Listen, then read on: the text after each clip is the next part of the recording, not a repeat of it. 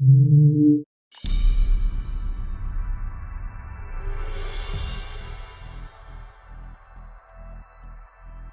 week on the Global Intelligence Weekly Wrap-Up, Neil Bisson, a retired intelligence officer with the Canadian Security Intelligence Service and the director of the Global Intelligence Knowledge Network, examines a series of stories highlighting how modern national security threats are increasingly converging across cyber warfare, espionage, terrorism, foreign interference, and technological vulnerability. The episode begins in the United Kingdom, where GCHQ Director Anne Keese-Butler is warning that Russia and China are intensifying cyber operations, sabotage activity, and hybrid warfare campaigns against Western democracies. From there, we head to Iran, where authorities have executed another man accused of spying for Israel's Mossad intelligence service amid escalating regional tensions and a growing covert intelligence war unfolding behind the scenes across the Middle East. We then return to Ottawa, where Google and Apple are warning Parliament that Canada's proposed lawful access legislation could weaken encryption protections and potentially create new opportunities for hostile foreign actors involved in cyber espionage and foreign interference. Next, we travel to Australia, where new revelations tied to the deadly Bondi Beach terrorist attack are raising serious questions about intelligence prioritization, counterterrorism oversight, and the evolving threat posed by decentralized online radicalization inspired by ISIS ideology. And finally, we return to Canada, where a new report warns that Chinese foreign interference efforts remain systemic ahead of Chinese Foreign Minister Wang Yi's visit to Ottawa. What are you waiting for? Let's begin.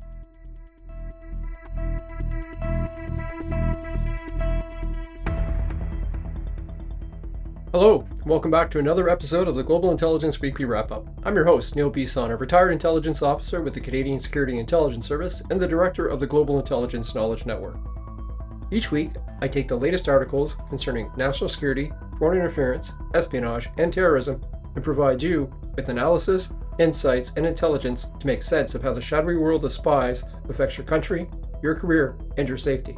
It's been another busy week, with warnings from the UK GCHQ about escalating threats from China and Russia to the execution of a man accused of spying for Mossad in Iran. There's a lot to talk about, so let's dive in. For our first segment, we head to the United Kingdom, where the director of GCHQ, Anne Keese-Butler, is warning that Russia and China are intensifying cyber operations and hybrid threats against Western countries. Speaking from Bletchley Park, the historic home of British code-breaking during the Second World War, Keese-Butler stated that Britain and its allies are now facing what is described as a new era of radical uncertainty. Her warning focused on Russia's aggressive sabotage and cyber campaigns targeting Europe, while also highlighting China's rapid advancement in artificial intelligence, cyber capabilities, and emerging technologies. Now, if you've been listening to the podcast over the past couple of years, many of these concerns should already sound familiar. What intelligence agencies are increasingly describing is the evolution of hybrid warfare or gray zone conflict. This isn't traditional warfare involving tanks or fighter craft. Instead, hostile states are using cyber attacks, sabotage, disinformation, espionage, economic coercion, and covert influence operations to weaken democratic countries without targeting a conventional military response. Russia has become particularly aggressive in this space since its invasion of Ukraine in February of 2022. Over the past year, we've discussed several suspected Russian sabotage incidents on this podcast, including fires at DHL logistics facilities in the United Kingdom, Germany, and Poland, undersea cable disruptions in the Baltic regions, GPS jamming affecting civilian aircraft, and cyber attacks targeting transportation and infrastructure networks. What's important to understand is that intelligence agencies no longer see these events as isolated incidents. Instead, they are increasingly being assessed as part of a coordinated campaign designed to create instability, undermine public confidence, strain emergency response systems, and test NATO cohesion. That's why Keese-Butler's warnings matter. When the head of GCHQ publicly references sabotage and hostile state activity, it indicates that intelligence agencies believe these operations are escalating in both sophistication and frequency. At the same time, China continues to represent the longer-term strategic challenge for Western intelligence agencies. Keese-Butler warned that China is rapidly advancing in areas like artificial intelligence, quantum computing, cyber operation, and advanced communications infrastructure. Again, this reflects many of the stories we've already discussed on this podcast, including Chinese cyber espionage linked to groups like APT-31, concerns surrounding Huawei and critical infrastructure, WeChat influence operations targeting diaspora communities, intellectual property theft, and attempts to gain access to emerging technologies through academia and research partnerships. The concern is no longer simply about espionage or stealing secrets. It's about technical dominance. Whoever leads in artificial intelligence, cyber capabilities, quantum technologies, and advanced communication systems will possess enormous geopolitical influence in the decades ahead. One aspect of this story that stood out to me was the symbolism of delivering the speech from Bletchley Park. During the Second World War, Bletchley Park was where British intelligence cracked Nazi Germany's Enigma code, one of the greatest intelligence successes in history. By speaking from that location, GCHQ was clearly signaling that today's cyber and technological battles are being viewed with the same level of strategic importance as wartime intelligence operations during the 1940s. The difference today is speed and scale. Modern cyber operations can target hospitals, electrical grids, financial institutions, transportation systems, elections, and public trust itself. These attacks can often happen both simultaneously and anonymously. Artificial intelligence is also accelerating the threat environment. Keith Butler described AI as an unstoppable force, warning that hostile states and integrating AI into cyber operations, intelligence collections, influence campaigns, and disinformation efforts. This is particularly concerning because AI lowers the barrier for conducting sophisticated cyber and information operations. Deepfakes, automated phishing campaigns, synthetic propaganda, adapted malware, and AI-generated disinformation are all becoming increasingly accessible tools for hostile actors. What's notable about Keith Butler's comments is that they align closely with warnings we've already heard from MI5 Director General Ken McCallum, NATO intelligence officials, and other Western intelligence agencies over the last year. There is a growing consensus within the intelligence community that Western countries are now operating in a constant state of strategic competition below the threshold of war. One of the most important aspects of this evolving threat environment is the increasing convergence between cyber operations, sabotage, organized crime, espionage, and foreign influence activity. The lines separating these threats are becoming increasingly blurred, and what makes attribution, distribution, and deterrence far more complicated for intelligence and law enforcement agencies. From a Canadian perspective, the story matters because Canada remains deeply integrated within the Five Eyes Intelligence Alliance alongside the United Kingdom, United States, Australia, and New Zealand.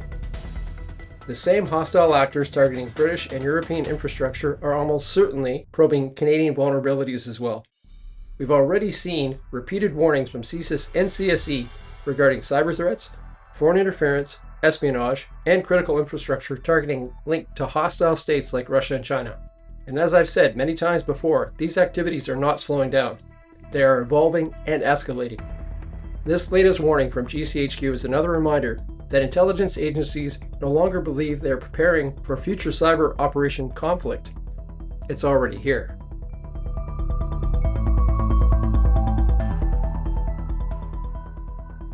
For our next segment, we head to Iran, where Iranian authorities have executed a man accused of spying for Israel's Mossad intelligence service.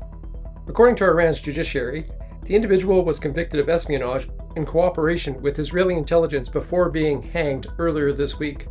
Iranian authorities identified the executed man as Gholamreza Khani Shakrawab, who Tehran accused of acting as an operational recruiter for Israel's Mossad intelligence service. His age has not been publicly confirmed.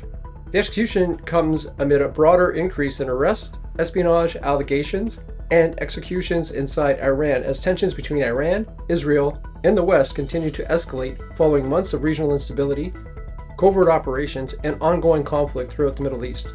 Now, espionage accusations and executions are not new inside Iran. The Islamic Republic has long accused Israel's Mossad, the CIA, and Western intelligence services of conducting covert operations inside the country. But what's important here is the pace and frequency of these accusations. Over the last year, Iran has dramatically increased arrests and executions linked to alleged espionage, sabotage, intelligence links, and cooperation with foreign governments. And this reflects something much bigger happening behind the scenes. Iranian leadership clearly believes hostile intelligence services have significantly penetrated parts of the country's security apparatus, infrastructure, and military establishment. That concern has intensified following a series of highly embarrassing intelligence and operational failures for Tehran over the last several years. We previously discussed multiple examples involving suspected Mossad operations inside Iran. These include targeted assassination of Iranian nuclear scientists, sabotage at facilities connected to Iran's nuclear program, cyber attacks, and highly precise strikes against senior members of the Islamic Revolutionary Guard Corps, or IRGC. What has deeply alarmed Iranian authorities has been the apparent precision of many of these operations. Successful intelligence-driven strikes require human sources, technical surveillance, insider access, or some combination of all three. And from the perspective of the Iranian regime, every successful Israeli operation raises concerns that additional insiders or intelligence penetrations still remain undiscovered inside that country. This latest execution appears to be part of Iran's broader effort to demonstrate control internally while attempting to deter future cooperation with foreign intelligence services. But historically, public executions tied to espionage often indicate a regime that feels increasingly vulnerable rather than increasingly secure. To understand the significance of this story, you have to look at the broader intelligence war that has been unfolding between Iran and Israel for years. This is not simply a diplomatic rivalry. It's an ongoing shadow war involving espionage, sabotage, cyber operations, targeted killings, proxy warfare, and covert influence activity throughout the Middle East and beyond. Israel's Mossad has developed a reputation for conducting highly sophisticated covert operations against Iranian targets. Over the years, operations attributed to Mossad have allegedly included the theft of Iran's nuclear archive from Tehran in 2018, assassinations of nuclear scientists such as Mohsen Fakhrizadeh in 2020, and repeated sabotage operations targeting Iranian nuclear infrastructure. At the same time, Iran's IRGC and Quds Force have also been accused of conducting foreign operations abroad, including plots targeting dissidents, Israeli interests, Jewish organizations, and Western officials. If you've listened to the podcast before, you're well aware of how Iran increasingly relies on proxy networks, criminal facilitators, cyber operations, and covert operatives to conduct many of these activities while maintaining plausible deniability. What's becoming increasingly clear is that intelligence conflict between Iran and Israel is no longer confined to the Middle East. It has become global in nature. European governments, North American intelligence agencies, and regional allies are now increasingly concerned about Iranian and Israeli covert operations extending beyond traditional battlefields. One of the biggest concerns intelligence professionals look at in stories like this is whether the regime is reacting to an actual espionage threat or attempting to use espionage accusations to reinforce internal political control. Iran has historically used national security charges to justify crackdowns during periods of instability, public unrest, or external pressure. At the same time, it would be a mistake to underestimate the extent to which hostile intelligence services likely are operating against Iran. The reality is that Israel's Mossad has demonstrated extraordinary operational reach inside Iran over the last decade. From my perspective as a former intelligence officer, what stands out most is the increasing overlap between cyber operations, human intelligence collections, precision strikes, and internal regime paranoia.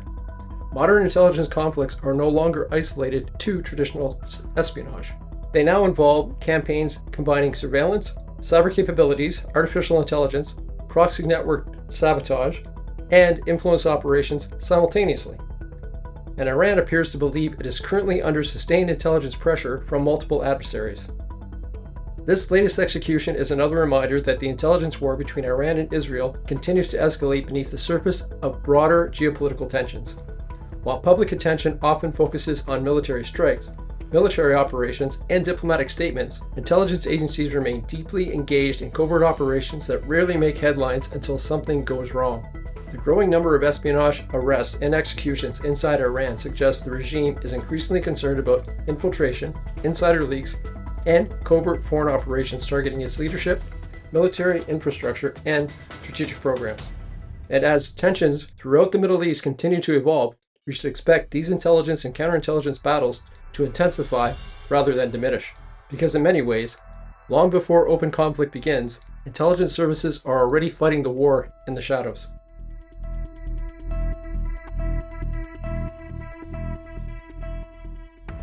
We return to Ottawa for our next segment, where Google and Apple are warning members of Parliament that federal government's proposed lawful access legislation could create serious cybersecurity and foreign interference risks. During testimony before the House of Commons Public Safety Committee, representatives from both companies argued that Bill C-22 would weaken encryption protections and potentially force technology companies to create vulnerabilities that hostile actors could exploit. Google specifically warned MPs that aspects of legislation could, quote, facilitate foreign interference, unquote, by undermining the security architecture that currently protects user data and encrypted communications. Lawful access legislation has always been one of the most controversial areas in national security and intelligence. Law enforcement and intelligence agencies have long argued that rapidly evolving technology and encrypted communications are making it increasingly difficult to investigate terrorism, espionage, organized crime, child exploitation, and foreign interference. From their perspective, criminals, hostile intelligence services, and extremist groups are increasingly operating inside encrypted digital environments that are difficult or sometimes impossible for authorities to access, even with judicial authorization. But the concern raised by Google, Apple, privacy advocates, and cybersecurity experts is equally important. Any systems designed to create lawful access for governments also create potential vulnerabilities that hostile states, cybercriminals, or foreign intelligence agencies could eventually exploit. And this is where the issue becomes highly relevant from an intelligence and national security perspective.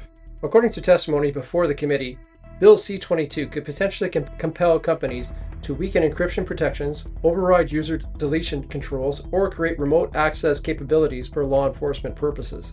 Google warned that these types of capabilities could ultimately be exploited by hostile actors involved in espionage, cyber operations, or foreign interference. This concern is not theoretical.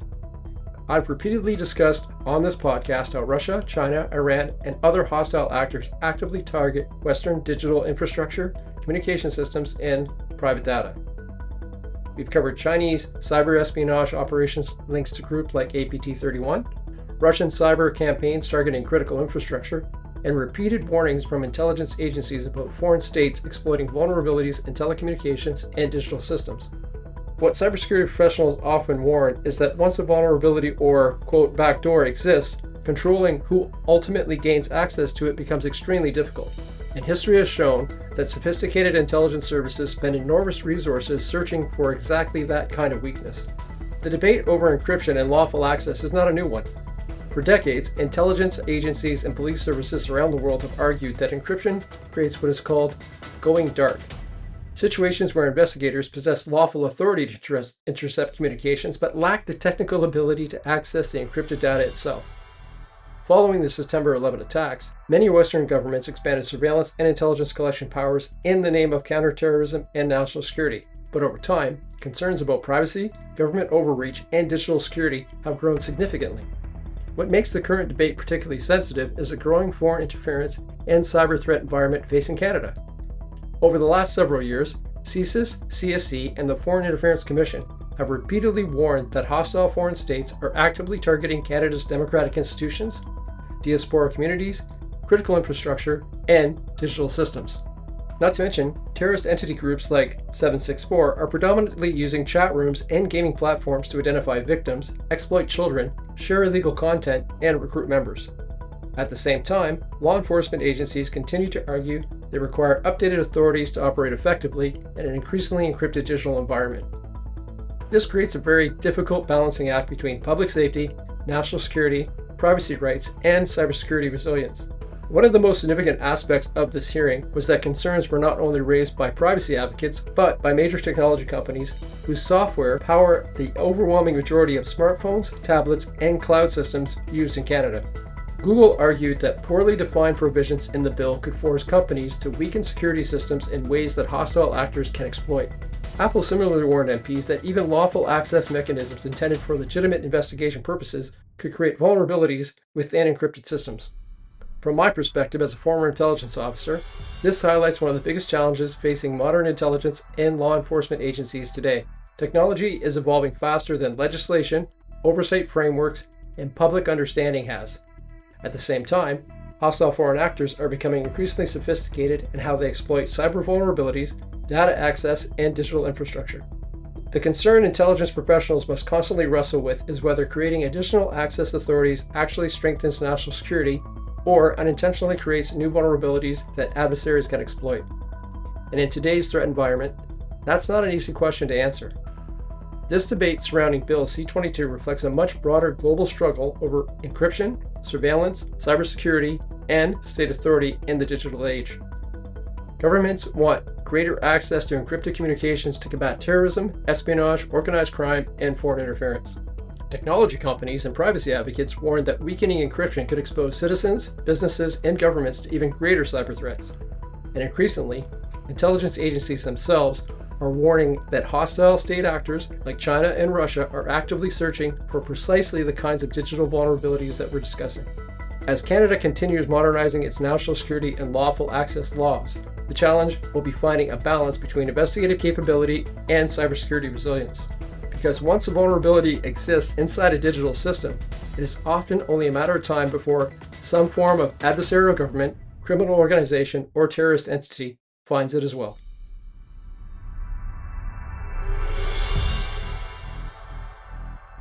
For our next segment, we head to Australia, where new revelations are raising serious questions about counterterrorism oversight and intelligence prioritization following the deadly Bondi Beach attack in December of 2025. According to reporting from Australia's ABC News, an internal review conducted by the Australian Security Intelligence Organisation, or ASIO, into previous terrorism investigations did not include the two Bondi attackers, despite the fact that one of them had reportedly been flagged to authorities years earlier. The revelations are emerging as Australia's Royal Commission into Anti-Semitism and Social Cohesion continues examining how two Islamic State-inspired attackers were able to carry out the country's deadliest terrorist attack in decades. This story touches on one of the most difficult realities in intelligence and counterterrorism work. Intelligence agencies receive enormous amounts of information about individuals who may hold extremist views, consume radical propaganda, or briefly appear on the radar of national security investigations. But not every individual who comes to the attention of intelligence services ultimately progresses to violence. And that creates an extremely difficult balancing act for domestic agencies like ASIO, MI5, CSIS, the FBI, and others. The Bondi attack occurred on December 14, 2025, at a Hanukkah gathering at Bondi Beach in Sydney. 15 people were killed in the attack before one of the gunmen was shot and killed by police. The surviving attacker, Naveed Akram, was later charged in connection to the attack. Investigators allege the father and son attackers were inspired by the Islamic State and deliberately targeted the Jewish community during the event. What's now emerging through the Royal Commission is that Naveed Akram had previously come to the attention of ASIO years earlier.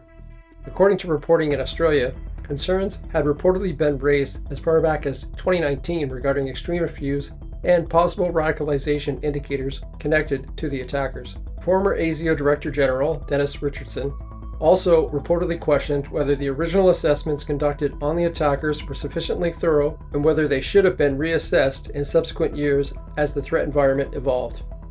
This is where the story becomes extremely important from an intelligence trend perspective. What we're increasingly seeing globally is the challenge posed by individuals who move in and out of extremist ecosystems over long periods of time. Some may initially appear low risk, disengage temporarily, or fail to meet investigative thresholds, only to later re-radicalize or mobilize towards violence years afterwards. And this is not unique to Australia. We've seen similar concerns raised in Canada, United Kingdom, France, Belgium, and the United States following several terrorist attacks carried out by individuals who had previously appeared on the radar of intelligence or law enforcement agencies. One of the broader issues emerging from the Bondi inquiry is whether Western intelligence agencies shifted too many resources away from counterterrorism following the territorial collapse of ISIS in Iraq and Syria. Over the last several years, many Western intelligence agencies increasingly redirected personnel and resources toward foreign interference, espionage, cyber threats, and state-based hostile activity linked to countries like China and Russia. And to be clear, those threats are very real. We've discussed repeatedly on this podcast how Chinese foreign interference, Russian sabotage activity, cyber espionage, and hostile state operations have intensified significantly across Western countries. But one of the dangers intelligence agencies constantly face is threat migration. As priorities shift, adversaries adapt, and extremist movements evolve. The Islamic State may no longer control territory the way it once did in Iraq and Syria, but its ideology remains active online in countries and continues to inspire attacks globally. What's particularly concerning is the continued trend toward decentralized radicalization. Individuals are increasingly self-radicalized online through propaganda, encrypted messaging platforms, social media ecosystems, and extremist content consumed without necessarily having direct contact with formal terrorist organizations. We previously discussed similar concerns involving youth radicalization in Australia, Europe, Canada, and the United States. Intelligence agencies are increasingly warning that lone actors and small self-directed extremist cells remain among the most difficult threats to detect and disrupt. One of the more significant elements of this story is the suggestion that the Bondi attackers may have been included in ASIO's broader retrospective review of terrorism cases despite earlier intelligence concerns. This is not necessarily an indication of an intelligence failure, but it does raise important questions about prioritization, reassessment protocols, resource allocation, and long-term threat monitoring. This question highlights one of the most persistent operational realities in counterterrorism. Intelligence agencies are consistently forced to make risk-based decisions using incomplete information. The frightening reality is that there are simply too many individuals displaying some form of extremist behavior for every single case to receive permanent, full-time monitoring. The challenge becomes determining which individuals are simply consuming extremist content and which individuals are actually moving towards operational violence. And unfortunately, hindsight after an attack always creates a much clearer picture than investigators had beforehand. At the same time, this inquiry appears to be exposing broader concerns regarding information sharing, reassessment procedures, and whether the growing focus on foreign interference and espionage may have unintentionally reduced attention on Islamic extremist threats. The latest development in the Bondi Beach investigation is another reminder that terrorism threats continue to evolve even after the decline of larger terrorist groups like ISIS. The threat environment facing Western intelligence agencies today is far more fragmented, decentralized, and unpredictable than it was during the height of the global war on terror. At the same time, intelligence services are now being forced to divide resources across an expanded range of threats, including cyber operations, foreign interference, espionage, sabotage, and domestic extremism. And that creates enormous operational pressure on agencies tasked with identifying which threats are immediate and which remain aspirational. The Bondi attack and the ongoing Royal Commission will likely continue raising difficult questions about intelligence prioritization, resource allocation, and how democracies balance multiple evolving national security threats simultaneously. Because in modern intelligence work, the danger isn't that agencies aren't watching out for these threats. The danger is often that they are forced to watch too many of them simultaneously.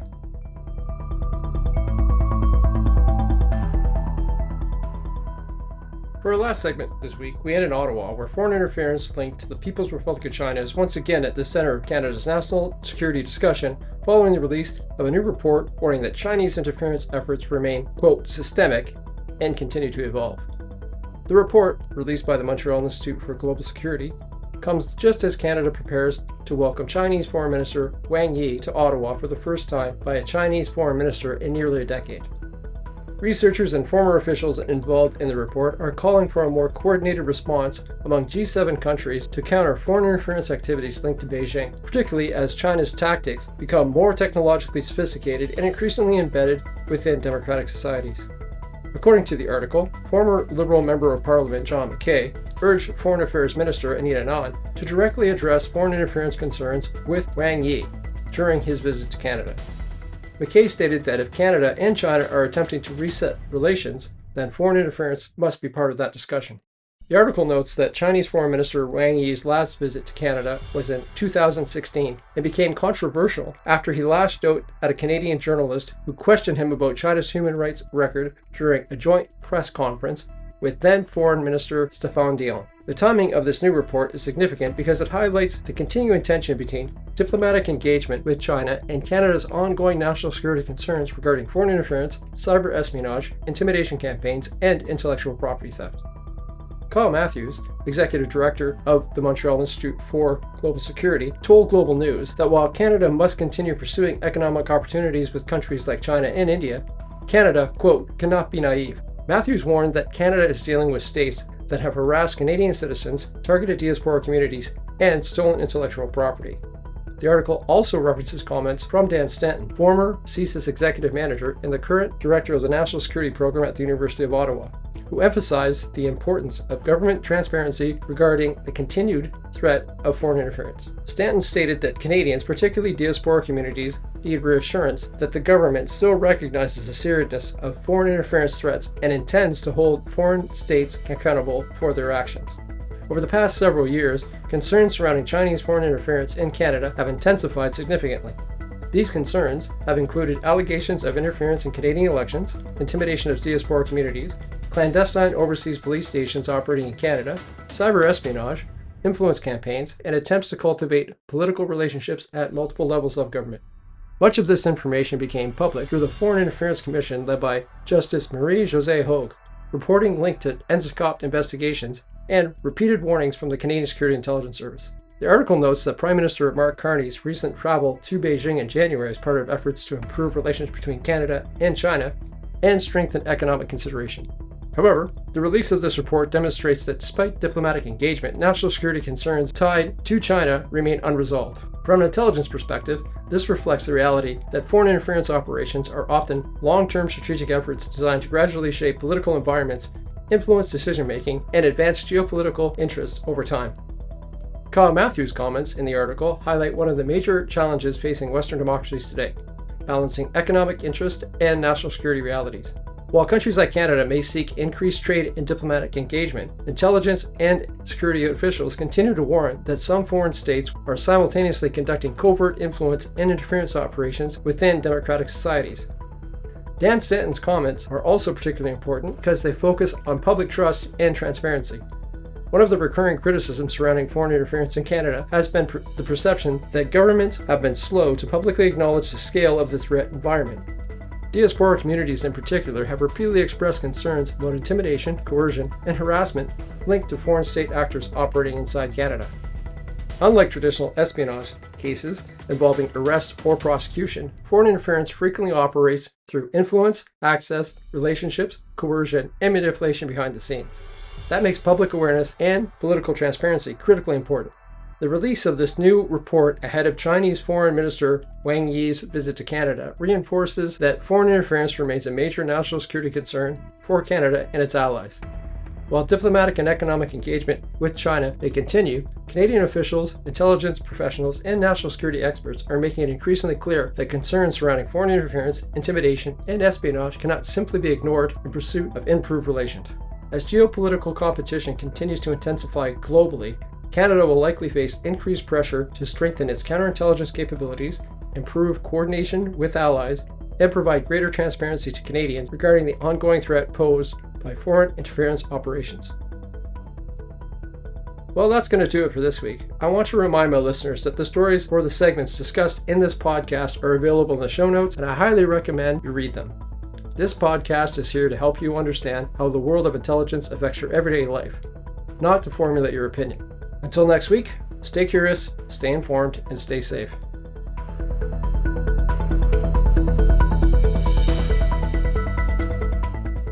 That wraps up this week's Global Intelligence Weekly Wrap-Up. Thank you for listening. From escalating Russian and Chinese cyber operations targeting Western democracies, to Iran's growing fears of foreign intelligence penetration, to Australia's ongoing examination of counterterrorism oversight following the deadly Bondi Beach attack, this week's stories highlight a reality intelligence and security agencies are increasingly confronting. Modern national security threats are becoming more interconnected, more technologically sophisticated, and increasingly difficult to detect. Whether it's hostile states using cyber operations, sabotage, artificial intelligence, and foreign interference to weaken democratic societies, or extremist movements continuing to radicalize individuals online through decentralized digital ecosystems, the common theme is adaptation. These threats no longer operate in clearly separated spaces. Espionage now overlaps with cyber warfare and emerging technologies. Foreign interference increasingly targets diaspora communities, democratic institutions, and public trust.